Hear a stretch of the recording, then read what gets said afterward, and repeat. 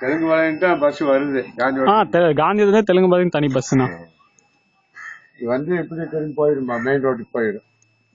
இல்ல தெலுங்கு பாளையத்துக்கு ஒரு பஸ் இருக்கு, அங்க நின்று அப்படியே போயிடும். அங்கதான் திரும்பி. ஆமா ஆமா ஆமா.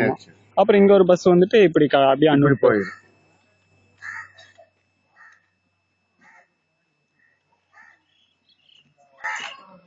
சார் நான் போலாமாங்கண்ணா? 1967 கட்டினதியா? தாத்தா இருந்தது. அது முன்னாடி இங்க கடை வச்சிருந்தாங்களா?